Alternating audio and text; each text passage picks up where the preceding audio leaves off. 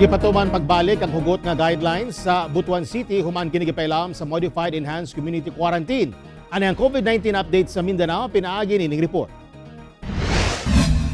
Sa pagpailam sa Modified Enhanced Community Quarantine o MECQ sa Butuan City, gipatuman na ang Executive Order No. 20 nga naglangkob sa guidelines sa syudad.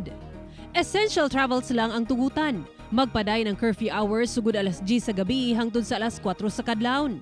Gamiton ang color-coded quarantine pass ug hangtod sa 30% capacity lang sa venue ang tugutan alang sa religious gatherings. Kinihuman paday na pagsaka sa COVID-19 cases sa syudad. Gani ana-ana sa critical level ang public ug private hospital sa syudad kay puno-puno na sa mga COVID-19 patient. Miabot na sa 4,417 ang total COVID-19 cases sa Butuan City ug 650 ang active cases. Sa Zamboanga City, miabot na ang unang batch o 1,500 doses sa Sputnik 5 vaccine alang sa Zamboanga Peninsula Region. Kini na ang ikanapulong batch sa bakunang miabot sa rehiyon. Busa na sa 195,700 doses ang napadala sa rehiyon. As of June 1, miabot na sa 110,176 ang nabakunahan og first dose sa Region 9. Samtang magpahigay og raffle si DSWD Assistant Secretary for Mindanao Affairs Jade Hamolod sa barangay Talon-Talon sa Zamboanga City nga dunay pinakataas nga populasyon. Kini aron awhago ng mga residente sa barangay nga magpabakuna, ilabi na ang mga anaa sa A5 category. Manghatag sila og motorsiklo, washing machine, flat screen TV ug sako-sakong bugas. Si Hamolod usa ka kanhing barangay kagawad sa lugar.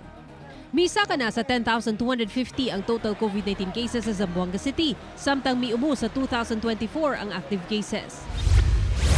Kanselado ang pagpahigayon sa Miss Pagadian City 2021 tungod sa parehong pagsaka sa COVID-19 cases sa syudad.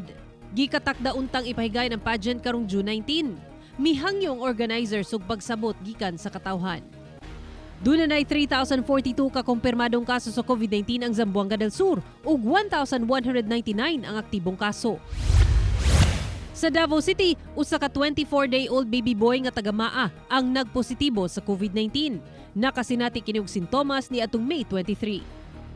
Misa ka na sa 1,912 ang aktibong kaso sa Davao City nga doon na 17,337 total cases. Sa General Santos City, 13 ka pulis ang nagpositibo sa COVID-19. 8 niini mga lalaki ug 5 ang babae. Asymptomatic silang tanan. Samtang 19 ka mga piniriso sa Police Station 2 ang nagpositibo sab sa COVID-19. Doon na 3,824 kakumpirmadong kaso sa COVID-19 ang General Santos City ug 703 ang active cases. Ako si Sarah Hilomen Velasco para sa One Mindanao.